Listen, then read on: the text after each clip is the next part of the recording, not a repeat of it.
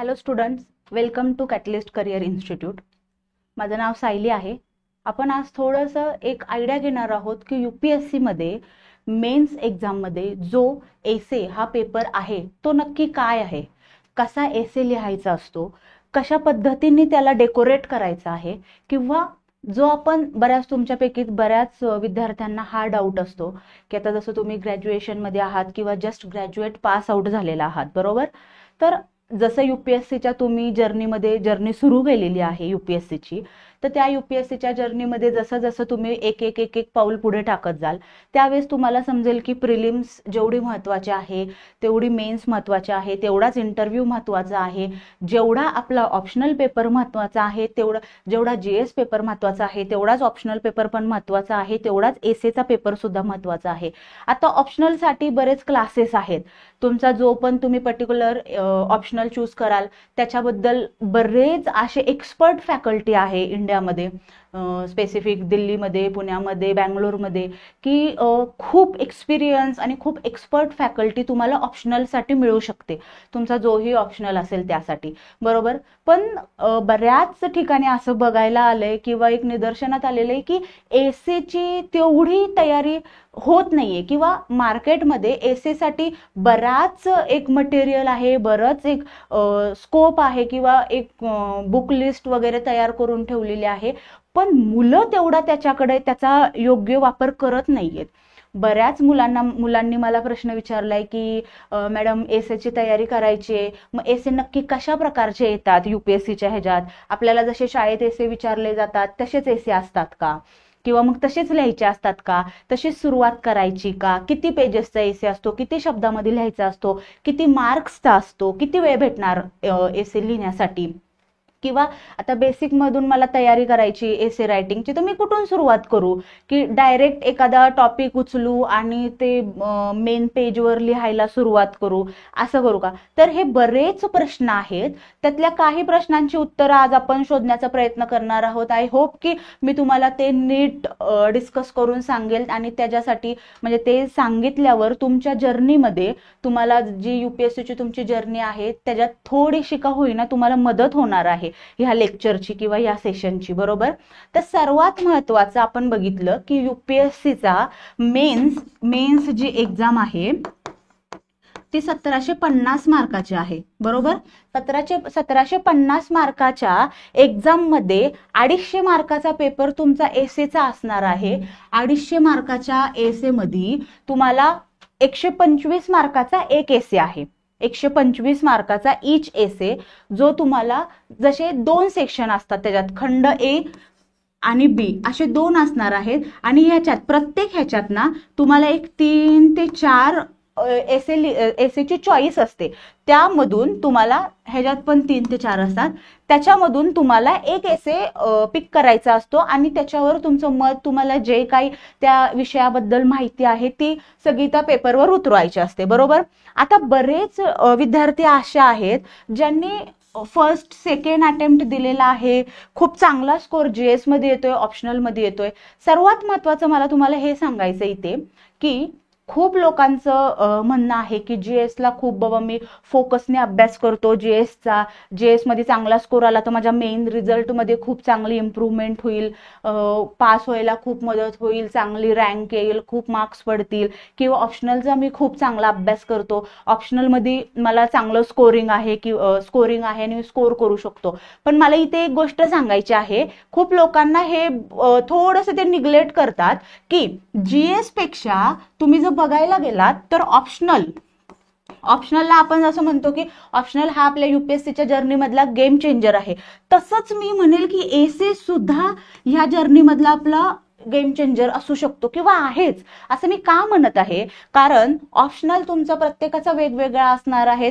कितीतरी लाख मुलं जी UPSC men's देणार आहेत त्यातल्या बऱ्याच लोकांचं ऑप्शनल वेगवेगळे, ज्यांचे पण आहेत वेगवेगळे ऑप्शनल असणार आहेत, बरोबर.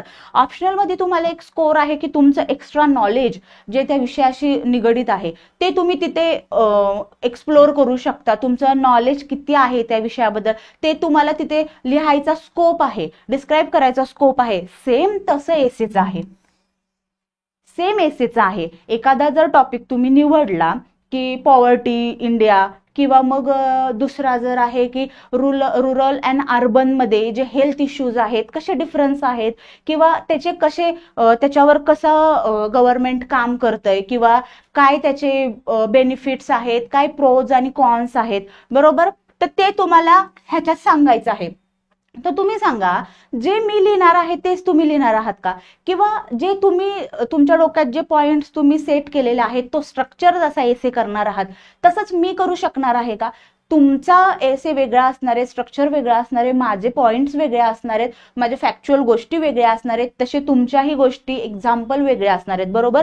तर मला असं वाटतं की एसे हा आहे ना खूप स्कोरिंग सब्जेक्ट आहे, तिथं आपण खूप इझिली स्कोर करू शकतो, बरोबर. एसे पण खूप लोकांचं असं होतं की एसे लिहितायत पण स्कोर येत नाहीये. मग तिथे कुठेतरी असं आपल्याला वाटतं की यार एसे मध्ये मेहनत तर करतो यार, पण स्कोर काय येत नाहीये, स्कोर खूपच कमी येतोय. आणि जेवढी इन्फॉर्मेशन पाहिजे आहे त्या एसेच्या टॉपिकसाठी ती तर मी लिहित आहे, बरोबर. इंडिया आता जर हेल्थ इश्यू इंडियासाठी घेतले अर्बन एरियामध्ये आणि रुरल एरियामध्ये, तर जेवढे फॅक्च्युअल डाटा आहे किंवा एखादं चांगलं एक्झाम्पल आहे करंटशी रिलेटेड ते तर मी सगळं टाकलेलं आहे, पण मग तरी स्कोर काय येत नाहीये. एक्झामिनर अशी कशी कॉपी चेक करतोय की त्याच्यात खरंच मला स्कोर खूपच जास्त कमी पडायला लागलाय. तर एसे लिहायची सुद्धा एक पद्धत आहे, बरोबर. की तुम्ही असं नाही करू शकत 10वी पर्यंत आपण निबंध लेखनाची स्पर्धेमध्ये भाग घ्यायचो आणि त्याच्यात माझा पहिला नंबर आलाय तो बाबा मला युपीएससीच्या एसे मध्ये सुद्धा खूप चांगला स्कोर करतो, मी त्याच पद्धतीने एसे लिहितो. तर तिथे तुम्ही चुकताय, तिथे तुम्ही चुकाल. युपीएससीचा एसे युपीएससी ह्याच्यासाठी नाही बघत आहे की तुम्हाला त्या नॉलेज, तुम्हाला त्या सब्जेक्टचं किती ते कंटेंट जो तुम्ही लिहितो त्याचं किती नॉलेज आहे, किती डीपमध्ये जाऊन तुम्ही त्याचा अभ्यास केलाय. नाही, युपीएससी तुम्हाला ह्याची परीक्षा घेणार आहे की तो जो सब्जेक्ट आहे, तो जो टॉपिक आहे तो तुम्हाला नीट समजलाय का, आणि तो समजलेला टॉपिक तुम्ही नीट एक्सप्लेन करू शकत आहात का, जेवढं तुमचं वर्ड लिमिट आहे त्याच्यात आणि जेवढा तुम्हाला टाइम दिलेला आहे त्याच्यात, बरोबर. तर सर्वात महत्वाचं जे खूप मुलं चुकी करतात, खूप लोकांनी सांगितलेलं आहे की पहिले तुम्ही एक तुमचा प्लॅन बनवा.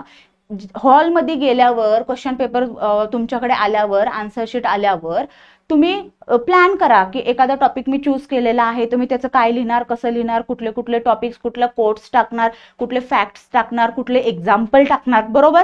प्रत्येक जण ह्याच वेने जातं, प्रत्येक जण काय करतं. आता सर्वात महत्वाचं तर हे आहे की एखादा जर टॉपिक तुम्ही चूज केला, बरोबर, हेल्थ इश्यू आपण घेऊया, ठीक आहे. हेल्थ इश्यू रिलेटेड तुम्हाला एसे तुम्ही पिक केलेला आहे की मला तो एसे लिहायचा आहे, तर तुम्हाला हे समजलं पाहिजे की जेवढं मी पॉझिटिव्ह लिहील तीच त्याची अपोजिट जी साईड आहे, कारण सगळंच पॉझिटिव्ह लिहिले तर तोही असे खूपच असा की तुम्ही खूपच बना चढा के लिखा आहे आपने असं टाईपमध्ये वाटणार, बरोबर.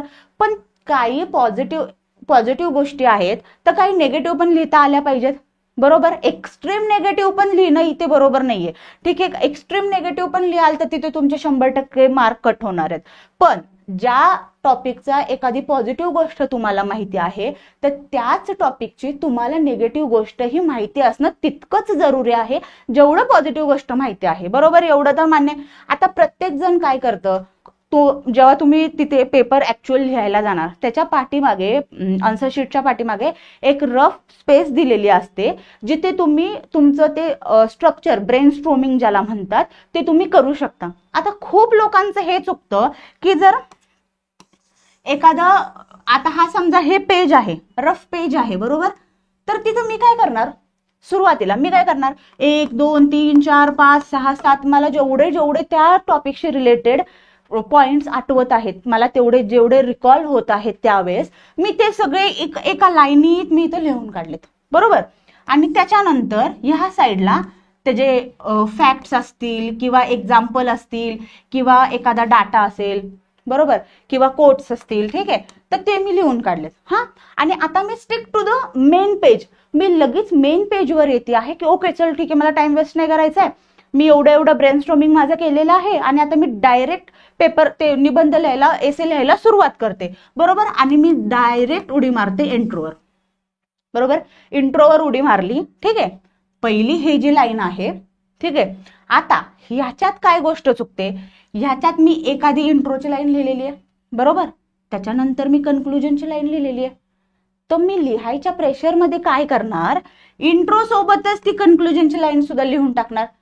इम्प्रेशन माझं तिथंच डाऊन झालं. इंट्रो हा तुमचा एक असा पार्ट आहे जिथं जो एक्झामिनर तुमची कॉपी चेक करणार आहे, तिथं तुम्ही त्या इंट्रोमधून त्या एक्झामिनरला हे दाखवता आहात की हा जो खालचा वरचा जो टॉपिक लिहिलेला आहे, जो दिलेला आहे, त्याचं किती जास्त किंवा किती डीप मध्ये माझं नॉलेज आहे हे मला एक 4 ओळीत मला तिथं बसवायचंय, एक पॅराग्राफ मध्ये मला ते बसवायचंय बरोबर. आणि तिथे जर मी कन्क्लुजनची लाईन घुसवत आहे तर तिथं माझे मायनस मार्क्स झाले इथं बरोबर.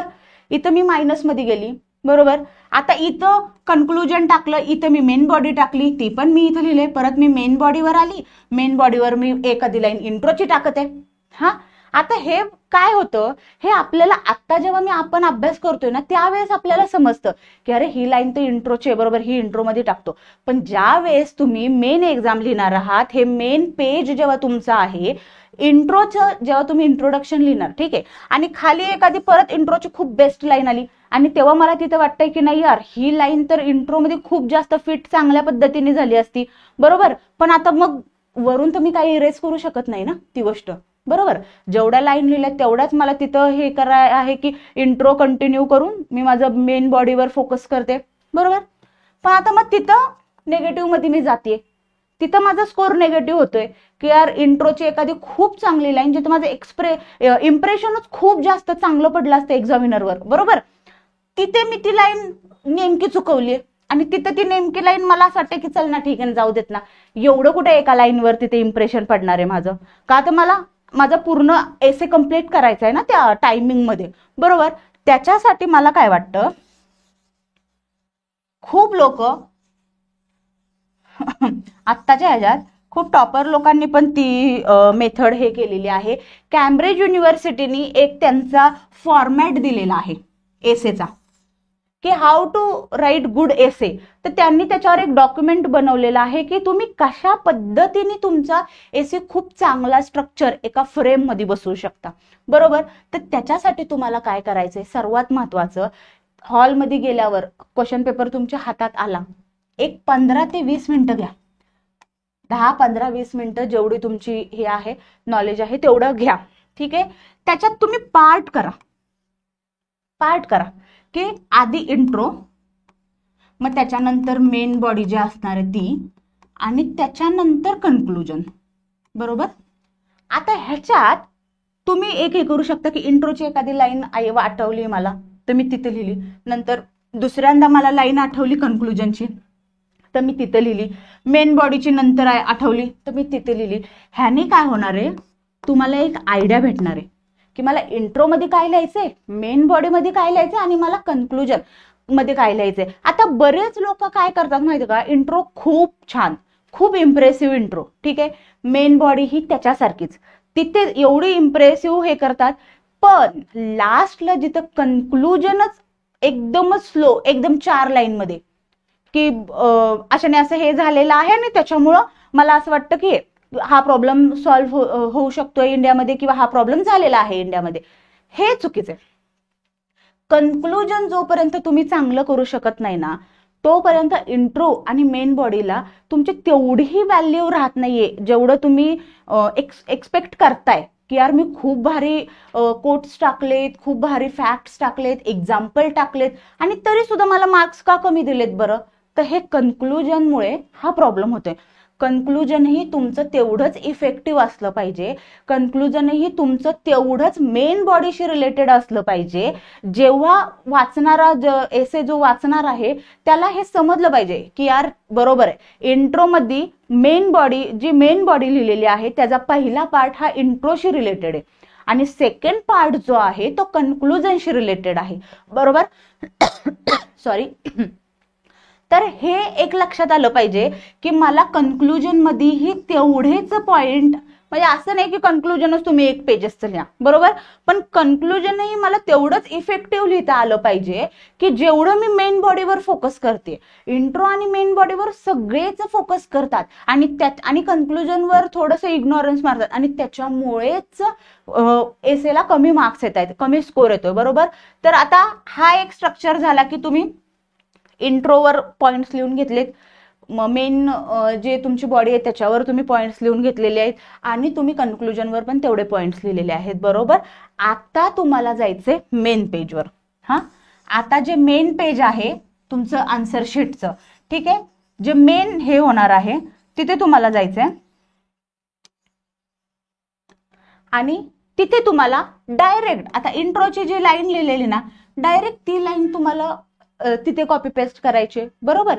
का तर तुमचं मेन जे ब्रेन स्ट्रोमिंग आहे, मी इथं लिहिलेलं आहे ब्रेन स्ट्रोमिंग जे झालेलं आहे तुमचं, हे जे पेजवर मी तुम्हाला लिहून दाखवलेलं की 3 पार्टमध्ये तुम्हाला डिवाइड करायचंय, इंट्रोडक्शन, मेन बॉडी, ह्याच प्रोसिजरला ब्रेन स्ट्रोमिंग म्हणतात, बरोबर. की ब्रेन स्ट्रोमिंग मध्ये तुम्ही काय काय करणार आहात, ब्रेन स्ट्रोमिंग मध्ये तुम्ही कोणते टॉपिक, कोणते कोट्स, कोणते फॅक्च्युअल डाटा, कोणते एक्झाम्पल जे करंट इश्यूशी रिलेटेड आहेत वगैरे, ठीक आहे, हे करणार आहे. Intro, body, conclusion. हा, हे जर हा फ्लो जर मेंटेन ठेवला तर तुम्हाला 250 पैकी खूप चांगले मार्क्स मिळू शकतात. जिथे मुलांना खूपच एकदम 60 आणि 70 मार्क भेटत आहे ना, तर तुम्ही ही प्रोसिजर जर फॉलो केली तर तुमचा बरोबर स्कोर 100+, 120+ आरामात जाणार, आरामात, बरोबर. आणि आपण प्रिलिम्सचा अभ्यास करतोय, आपण मेन्सचा अभ्यास करतोय, तर आपल्याला लमसम एक आयडिया तर आलेली असते टोटली थोड्याशा रिलेटेडशी, की कुठला टॉपिक रिलेटेड आहे बाबा, की मला जर एखादा क्वेश्चन विचारला, एखादा एसे आलाय, तर मी त्याच्याशी रिलेटेड थोडं का होईना लिहू शकते. पण जर तुम्ही हे न करता जर डायरेक्ट उडी मारत आहात ना, मग त्यावेळेस काय होतंय की मी इंट्रो लिहिते, पण इंट्रोच्या 2 लाईन लिहूनच ना मी विसरते, नंतर 3री लाईन मला ब्लँक होते की आता काय लिहू बरं.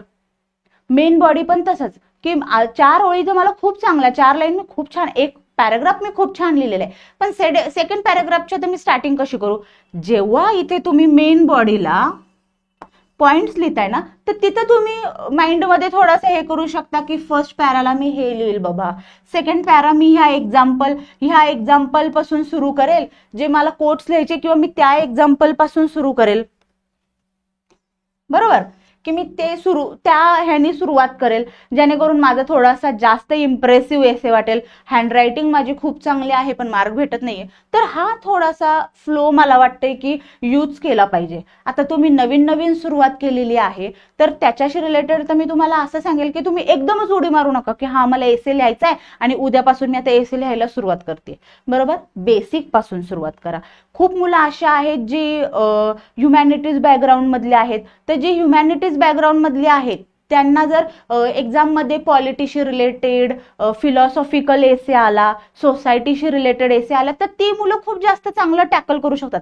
पण याचा अर्थ असा आहे का टेक्निकल बॅकग्राऊंड ज्यांचं आहे त्यांना ते थोडंसं अवघड पडतंय, किंवा बऱ्याच वेळा असं होतं की ज्यांचा ऑप्शनल फिलॉसॉफी किंवा सोशोलॉजी, पब्लिक ऍडमिनिस्ट्रेशन, PSIR हे जे अशा आहेत, त्या लोकांना असं वाटतं, म्हणजे त्यांचं पण स्कोरिंग कमी यायचं काय कारण होतं, त्यांना असं वाटतं की आता सोसायटीशी रिलेटेड आहे, माझा सोशोलॉजी ऑप्शनल आहे, बरोबर, तर मला तेवढा फॅक्च्युअल डाटा किंवा तेवढा कंटेंट माझ्याकडे आहे, मी ऑप्शनलचा अभ्यास केलाय म्हटल्यावर, तर तो व्यक्ती काय करतो, एसे लिहायच्या ह्याच्यात ना तो एसे सोडून त्याचा ऑप्शनलचा पेपरच तिथे लिहायला सुरुवात करतो. पण त्यांच्या हे लक्षात आलं पाहिजे की हा एसे आहे, आपला ऑप्शनलचा पेपर नाहीये. खूप मुलं ही चुकी करतात की ऑप्शनलच्या पेपरला, म्हणजे एसेच्या पेपरमध्ये ऑप्शनल पूर्ण लिहून येतात, पण तो एसे लिहायचा आहे ना, तो ऑप्शनल थोडी ना तुम्हाला डिस्क्राईब करायचा आहे तिथे, बरोबर. आता मी तुम्हाला हे सांगत होते की आता तुमची सुरुवातीची फेज आहे, तुम्ही बेसिक पासून सुरुवात करताय, बरोबर. तर असं एक प्लॅनिंग बनवा तुमच्या अभ्यासाचं किंवा स्टडीचं की काहीही होऊ देत, मी रोज न्यूजपेपर तरी वाचेल, बरोबर. न्यूजपेपर वाचल्याने माझा पर्सनली हे आहे की जसं पॉलिटिशी रिलेटेड एखादी न्यूज आहे, सोसायटीशी रिलेटेड एखादी न्यूज आहे, एन्व्हायरमेंटशी रिलेटेड एखादी न्यूज आहे, तर तिथे तुम्ही थोडंसं टिकमार्क करू शकता किंवा तुमच्या डायरीमध्ये लिहून घेऊ शकता की बाबा हा पॉईंट मला एसे मध्ये मदत येऊ शकतो बरं का. थोडासा खूप काय म्हणतात त्याला, एक असा विचार तुम्ही त्या स्टडीमध्ये अप्रोच तुमचा असा झाला पाहिजे ना की ओव्हरऑल तुम्ही सगळ्याला घेऊन अभ्यास करताय. असं नाही की पॉलिटी वाचतोय तर मग फक्त पॉलिटी मी फक्त पॉलिटीचाच अभ्यास करतोय, असं नाहीये. पेपर वाचताय आता तुम्ही तर पॉलिटीशी रिलेटेड एखादा आर्टिकल आहे किंवा एखादं नवीन अमेंडमेंट ऍक्ट आलेली आहे बरोबर, तर ती कुठेतरी आपण यूज करू शकतो. हे तुमचं बॅक ऑफ द माइंड कुठेतरी चाललं पाहिजे आणि ते तुम्ही एका नोटबुक असेल, तुमचे पेजेस असतील तुम्ही तयार केलेले, तर त्याच्यावर तुम्ही आत्तापासून लिहायला सुरुवात करा. ह्यानी काय मदत होणार आहे, प्रिलिम्स झाल्याच्या नंतर ज्यावेळेस तुम्ही मेन्सचा अभ्यास सुरुवात करणार आहात त्यावेळेस असं नाही होणार आहे, आणि त्यावेळेस टाइम सुद्धा खूप कमी असतो, तर त्यावेळेस असं नाही होणार आहे की यार एसे साठी तुम्ही काही तयारीच केलेली नाहीये, मग फक्त मी एक 7-8 एसे लिहायची प्रॅक्टिस करतो आणि मग त्याच्यामुळे माझा कॉन्फिडन्स वाढेल आणि मी तिथे मेन ज्या दिवशी मला लिहायचा एसे त्या दिवशी माझा खूप चांगला मी हे करेल म्हणून लिहू शकेल. पण ते तसं नाही होत. आपण विचार एक करतो पण त्यासाठी जर आपण तेवढी मेहनत नाही ना घेतली तर ज्या दिवशी आपल्याला नक्की तो परफॉर्म करायचा असतो ना त्यावेळेस थोडं का होईना आपलं जजमेंट गडबडतं आणि थोडंसं आपण कन्फ्युजन मध्ये जायची शक्यता असते, दाट शक्यता असते. त्याच्यासाठीच मी म्हणत आहे की आत्तापासूनच थोडंसं एक थेंबे थेंबे तळे साचे ही जी म्हण आहे ती इथे नीट अप्लाय होऊ शकते. हळूहळू एक एक लाईन हे करा, एखादा कोट उचला, एखादं फॅक्च्युअल डाटा आहे सोसायटीशी रिलेटेड, पॉलिटीशी रिलेटेड, अजून दुसऱ्या ऍग्रिकल्चरशी रिलेटेड ही खूप एसे विचारते युपीएससी. त्याच्यानंतर एन्व्हायरमेंटशी रिलेटेड खूप, इंटरनॅशनल रिलेशन्सशी रिलेटेड खूप, किंवा मग टेक्निकल इश्यू बद्दल सुद्धा टेक्निकली ही खूप एसे आजकाल युपीएससी विचारत आहे. तर मग त्याच्यासाठी तुम्हाला काय करता येईल, आता सुरुवातीपासून हे करा. आता आपल्याला वेळ आहे बरोबर, अभ्यास करतोय तर एक एक जो पॉइंट तुम्ही वाचताय का एक टॉपिक तुम्ही जे वाचताय ते तुम्ही लिहून घेत चला. लिहिण्याची ज्याची आवड आहे ना किंवा लिहायचा ज्याला कंटाळा येत नाही ना, माझं म्हणणं असं आहे की ज्याला लिहायचा कंटाळा येत नाही ना तो मेन्स मध्ये चांगला स्कोर करू शकतो. लिहायची जेवढी प्रॅक्टिस आहे ज्याची, कारण त्या मेन्स मध्ये 9 पेपरला फक्त लिहायचंय, तुम्हाला फक्त लिहायचं आहे. डाटा सगळ्यांच्याच डोक्यात आहे, पण तो डाटा, तो कंटेंट पेजवर तुम्ही कशा पद्धतीने उतरवता याचे तुम्हाला मार्क भेटतात बरोबर. युपीएससी प्रिलिम्स पास करून तुम्ही मेन्सचा अभ्यास केलाय 3-4 महिने म्हटल्यावर युपीएससीला एवढं तर माहितीये की ह्या व्यक्तीचा किंवा ह्या ऍस्पिरंटचा अभ्यास खूप आहे. पण डाटा जेवढा तुमच्या माइंडमध्ये, ब्रेनमध्ये जेवढा स्टोअर झालेला आहे तो तुम्हाला खरंच तुमच्या पेजवर उतरवता येतोय का हे बघत आहे युपीएससी बरोबर. तर त्याच्यामुळेच मी म्हणते की हळूहळू कंटेंट सुरू करा. न्यूजपेपर वाचताय, एखादं आता समजा ऑप्शनल, जसे मी म्हटलं की वेगवेगळे आहेत, ऑप्शनलशी रिलेटेड एखादा लाईन वाचली, एखादा कोट्स वाचला, एखादा थिंकर आहे त्यांनी काहीतरी म्हटलेलं आहे तर ते लिहून घेत चला. थोडंसं तुमची एक नोटबुक बनवा एसेसाठी. खूप लोक आहे ना एसेला दुर्लक्ष करतात की एसे ठीक आहे ना करू नंतर, 1 महिना राहिल्यावर करू प्रॅक्टिस, 1 महिना राहिल्यावर करू प्रॅक्टिस. पण हे कळत नाहीये की एसे हा खूप स्कोरिंग सब्जेक्ट आहे.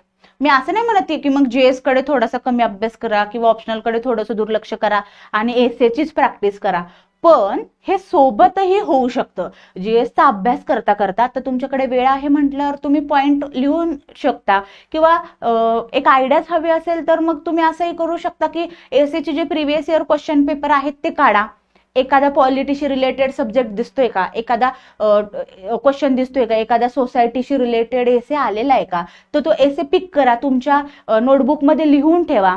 न्यूजपेपर रोज डेली वाचताय किंवा जीएस वाचताय तर त्याच्यात एखादी लाईन आलेली आहे, तो बॅक ऑफ द माइंड आहे तुमच्या की हा एसे लिहिलेला आहे मी नोटबुकमध्ये, तर मग ही लाईन मी तिथे टाकू शकतो का, हा इंट्रोमध्ये ही लाईन मी टाकू शकतो का, मेन बॉडीमध्ये टाकू शकतो का. हे थोडंसं सिस्टमॅटिक पद्धतीने जर अभ्यास केला ना तर अभ्यास खूप इंटरेस्टिंगही वाटतो युपीएससीचा आणि कंटाळाही येत नाही. थोडंसं डायव्हर्सिफिकेशन पण राहतं की हा मी एसे म्हणजे जीएस करता करता माझी थोडीशी एसेची सुद्धा तयारी होत आहे बाबा, तर ते बॅलन्स राहतो स्टडी कुठेतरी. त्याच्यामुळेच मी म्हणते की एसेकडे दुर्लक्ष करू नका. स्कोर खूप जास्त येतो ज्या मुलांचा एसेचा पेपर खूप चांगला जातो, ज्या मुलांना एसे मध्ये खूप चांगला स्कोर आहे ना, त्याचा ह्या 1750 मध्ये 100% स्कोर खूप भारी आलेला असतो. बरोबर.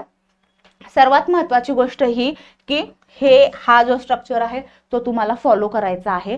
रोज न्यूजपेपर वाचणं खूप गरजेचं आहे. न्यूजपेपर वाचत चला. बेसिक पासून सुरुवात करा. आता तुम्ही जीएस वाचायला सुरुवात केलेली आहे तर जीएसची एखादी लाईन जी नोट डाऊन करत चला. ऑप्शनल वाचाल तर ऑप्शनलची एखादी नोट डाऊन करत चला. सोबत प्रिव्हियस इयर क्वेश्चन पेपर सुद्धा बघत राहा, ज्याच्यामुळे तुम्हाला थोडीशी आयडिया येणार आहे की युपीएससी कसे क्वेश्चन विचारत आहे, युपीएससी कसे एसे हे करत आहेत, विचारत आहे, कशाशी रिलेटेड विचारत आहे, त्या वर्षी एखादा तो इश्यू झालेला का, त्याच्यामुळे मग युपीएससीने हा एसेचा टॉपिक निवडलाय का. हा थोडस तर्क म्हणजे जी म्हणतात ना, एक मराठीत म्हणतात की चक्षु बुद्धी असते, तर ती बुद्धी थोडीशी आपली चक्षु बनवा, की प्रत्येक वेळेस ना तुम्ही अभ्यास करताय ना त्याच्या वेगवेगळ्या डायमेन्शन्स कुठे कुठे आपल्याला यूज करता येतील याचा विचार करत चला. त्याच वेळेस तुमचा एसे खूप चांगला लिहिला जाणार आहे. बरोबर. त्याच वेळेस तुमचा एसे एक असा असेल ना की एक्झामिनर बघताना पण वाचताना सुद्धा त्याला असं वाटेल की नाही यार, ह्या विद्यार्थीला किंवा ह्या विद्यार्थिनीला तो टॉपिक नीट समजलेला आहे, तिच्या डोक्यात तेवढा जो कंटेंट आहे तो तिने भापट पसारा काहीतरी लिहिलेला नाहीये, बरोबर एका इंट्रो मध्ये, मेन बॉडी मध्ये आणि कन्क्लुजनच्या स्ट्रक्चर मध्ये तिने बसवलेला आहे. आणि खूप चांगली उदाहरणं एक्झाम्पल दिलेले आहेत, खूप चांगला डाटा शेअर केलेला आहे, खूप चांगले कोट्स लिहिलेले, कोट्स पासून सुरुवात केलेली आहे. त्यावेळेस तो माणूस मग म्हणजे तुम्हाला मार्क्स देताना पण असा थोडासा विचार नाही करणार की यार याला देऊ का नको मार्क्स म्हणून. बरोबर. त्याच्यामुळे ही मला वाटतं की ही एक पद्धत सगळ्यांनी प्रॅक्टिसमध्ये आणली पाहिजे जेव्हा तुम्ही एसेची तयारी करत आहात तोपर्यंत, तेव्हा. बरोबर. आता ह्याच्यानंतर जे मी लेक्चर घेईल ते थोडंसं ह्याच्याशी रिलेटेड असेल की जे प्रिव्हियस इयर मध्ये युपीएससीने जे एसे विचारलेले आहेत आपण त्याच्यावर थोडंसं डिस्कशन करू की कसा तो एसे लिहिला पाहिजे होता. बरोबर. की कसा तो लिहू शकतो आपण, तो कसा जास्त इम्प्रेसिव्ह बनवू शकतो. नेक्स्ट लेक्चरमध्ये आपण त्याच्यावर थोडंसं डिस्कशन करू. आता आपण तुम्हाला समजलं असेल की चांगला एसे लिहिण्यासाठी सर्वात महत्वाचं आहे तुमचं ब्रेन स्ट्रोमिंग, की तुम्ही कसा तो स्ट्रक्चर मध्ये बसवत आहात, त्याचं स्ट्रक्चर कसं करत आहात, ब्रेन स्ट्रोमिंग मध्ये तुम्ही काय इंट्रो, मेन बॉडी, कन्क्लुजन कसं लिहत आहात, त्याचे पार्ट्स कसे करत आहात, कुठल्या पार्ट्स मध्ये कुठलं एखादी लाईन टाकत आहात, एक्झाम्पल टाकत आहात, हे महत्वाचं आहे. तुम्हाला हे कळलं पाहिजे की कन्क्लुजन मध्ये काय येईल, मेन बॉडी मध्ये काय येईल, इंट्रोडक्शन मध्ये काय येईल. आणि सर्वात महत्वाचं हे विसरायचं नाही, 250 मार्काचा पेपर आहे, 3 तास आहेत आपल्याला आणि त्याच्यात आपल्याला 2 एसे लिहायचे आहेत. तर 3 तासात 2 एसे लिहिणं मला असं वाटतं की बऱ्यापैकी इझी गोष्ट आहे. आता ते प्रेशर तिथे तेवढं असतं की खूप लोकांना वाटतं की ती इझी गोष्ट नाहीये, पण एक 50-75% जरी तुमची खूप चांगली तयारी झालेली असेल ना एसे लिहायची, तर तुम्हाला 3 तासात 2 एसे लिहायला मदत होते खूप चांगली. मी असं नाही म्हणणार की हा एकदमच इझिली तुम्ही लिहूही शकता, पण 3 तासात तुम्ही 2 एसे खूप छान कव्हर करू शकता. बरोबर.